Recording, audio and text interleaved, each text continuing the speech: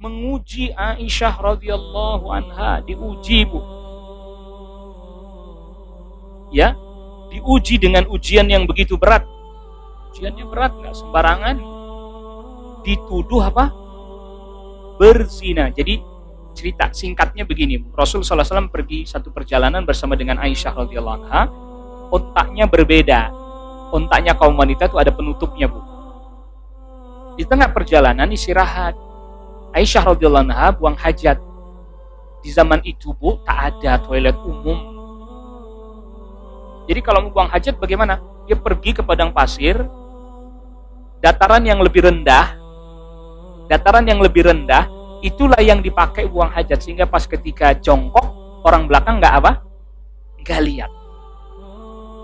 Selesai buang hajat, Aisyah radhiyallahu anha balik lagi, mau naik ke untaknya, tiba-tiba beliau teringat, kok kalung saya nggak ada.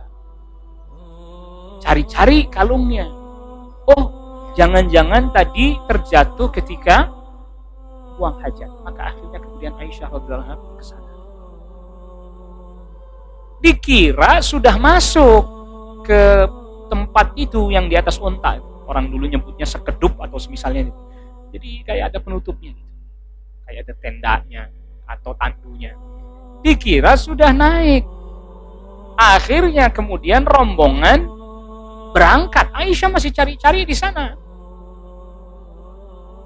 Rombongan sudah berangkat, sudah jauh. Aisyah radhiyallahu anha baru kembali.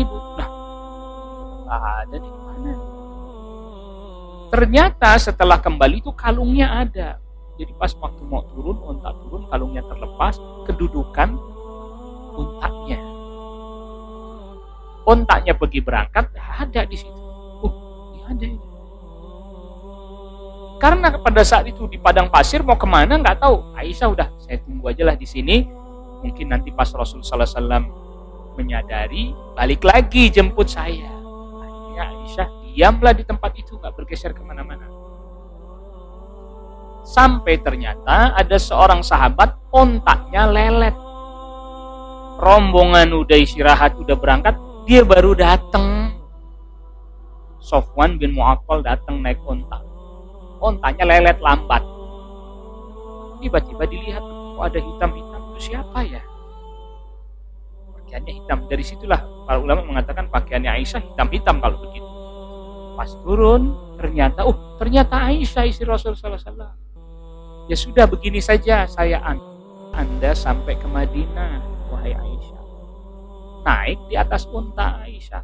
Cuman karena memang untanya Sofwan bin Mu'attal bukan untuk perempuan kan, gak ada penutupnya. Sofwan bin Mu'attal ya nuntun unta. Ya, gak boncengan ini bukan. Gak boncengan. Masuk ke Madinah, orang semua mata tertuju padanya.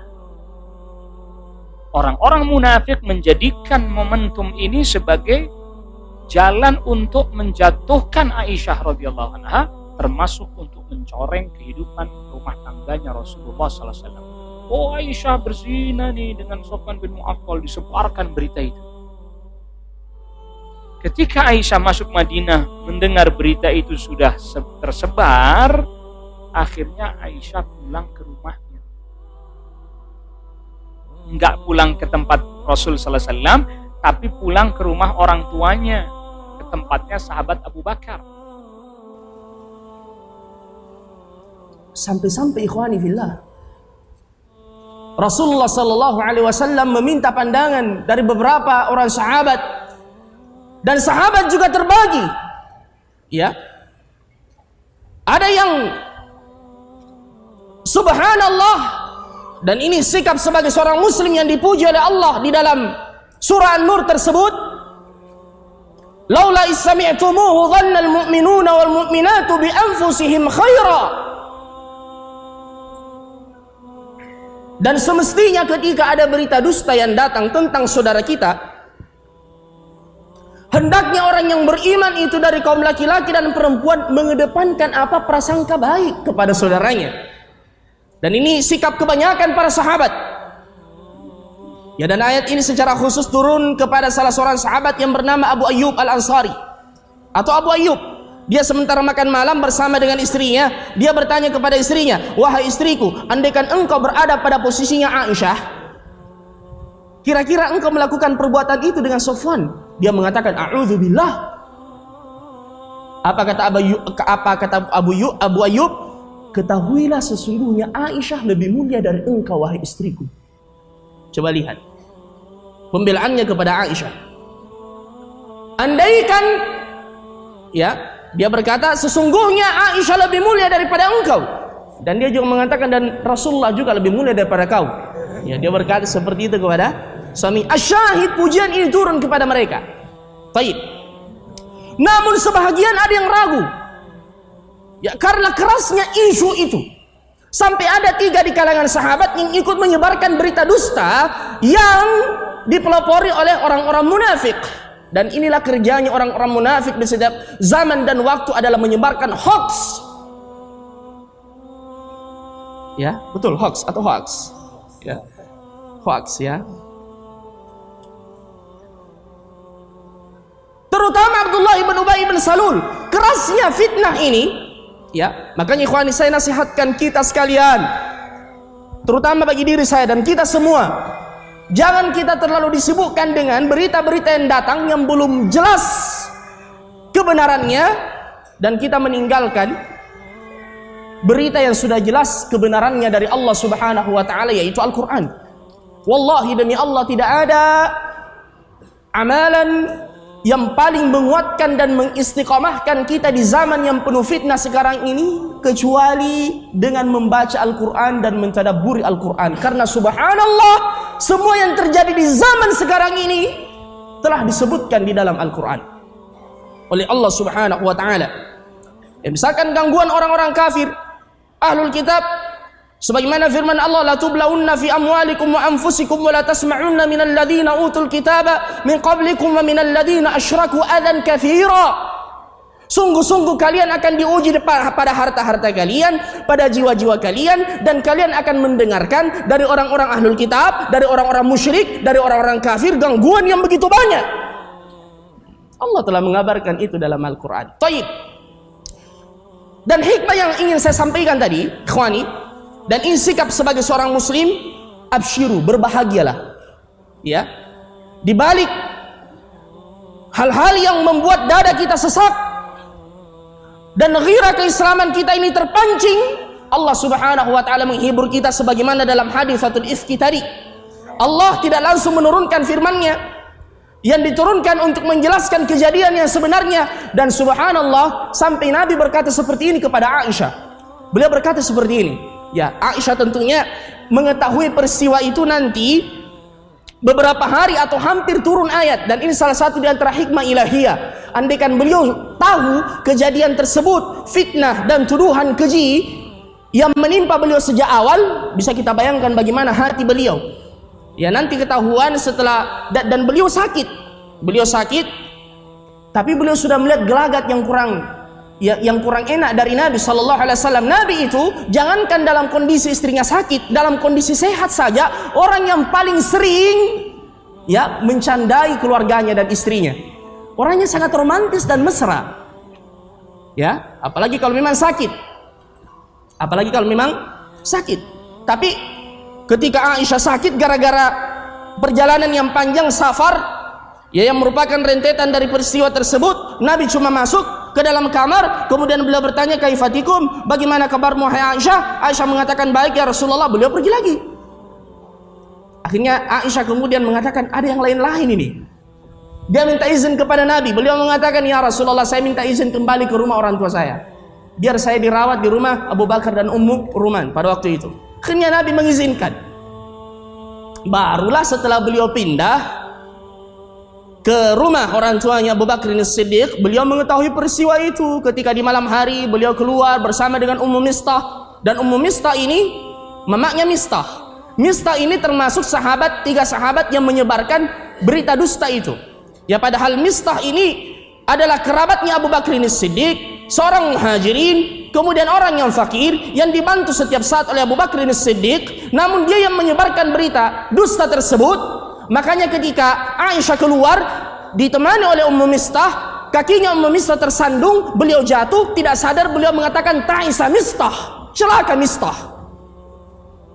Aisyah mengatakan, ya Ummu Mistah, dia itu anakmu, kenapa kau mendoakan kecelakaan kepadanya? Apa Ummu Mistah, ya Ummul Mukminin, wahai Aisyah, kau tidak tahu berita yang tersebar di Madinah sekarang ini yang menjadi isu? Ya, dia mengatakan tidak, apa yang terjadi? Diceritakanlah peristiwa itu, dan ketika Aisyah mendengarnya, beliau semakin sakit, demam, dan siang malam beliau cuma menangis saja. Subhanallah. Dan beliau semakin sedih ketika Rasulullah datang kepada Aisyah di rumahnya Abu Bakar As-Siddiq. Beliau masuk ke dalam kamarnya, kemudian Nabi mengatakan, wahai Aisyah, jika engkau tidak melakukan perbuatan itu, Allah akan membelamu. Namun jika engkau melakukannya, bertaubatlah pada Allah Subhanahu wa taala. Allah Maha Pengampun. Sampai Nabi berkata seperti itu. Sakit hatinya Aisyah radhiyallahu anha. Beliau berkata kepada bapaknya, "Wah, ya abati, wahai bapakku, jawab Rasulullah." Tapi Abu Bakar As-Siddiq tidak mampu mengangkat wajahnya, beliau cuma menangis saja. Beliau berkata kepada ibunya, "Wahai ibuku, jawab Rasulullah." Tapi ibunya juga tidak mampu menjawab perkataan Rasulullah sallallahu alaihi wasallam, sampai turunlah firman Allah Subhanahu wa taala, "Innal ladzina ja'u bil ifki 'usbatun minkum la tahsabuhu syarran lakum bal huwa khairun lakum likulli imri'in minhum maktasaba minal itsm والذي تولى كبره منهم له عذاب عظيم." Dan beberapa ayat setelahnya. Inilah pembelaannya Allah kepada Aisyah. Sesungguhnya orang-orang yang mendatangkan berita-berita dusta seperti itu, usbatun minkum, adalah beberapa orang dari kalian. Ini yang ingin saya sampaikan. Allah mengatakan, la tahsabuhu syarran lakum. Jangan kalian mengira itu buruk bagi kalian. Bal huwa syarrul lakum, bal huwa khairul lakum. Bahkan di balik itu ada kebaikan untuk kalian. Makanya ikhwani, ambil ini hadiah dan oleh-oleh, bawa pulang ke rumah, patrikan di dalam hati, torehkan, la tahsabuhu syarran lakum bal huwa khairul lakum. Dan subhanallah, ternyata betul ikhwani, banyak orang yang kemudian, ya ini saya menggunakan istilah yang keren sekarang, hijrah gara-gara peristiwa ini. Ya, bahkan banyak orang-orang kafir yang tertarik mempelajari Islam. Mengapa Islam ini menjadi bulan-bulanan? Ya.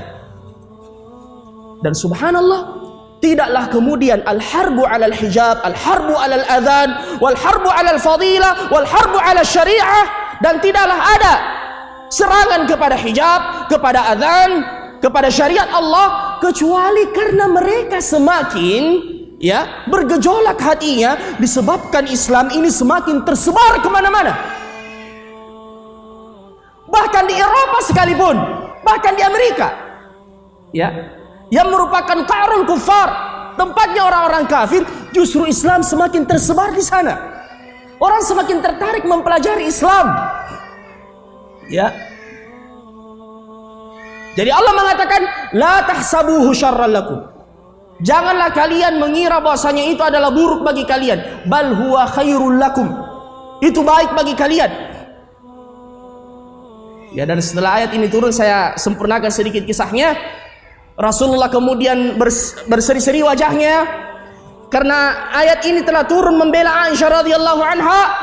Apa kata Abu Bakar As-Siddiq? Wahai Aisyah, berdirilah, ucapkan terima kasih kepada Rasulullah sallallahu alaihi wasallam.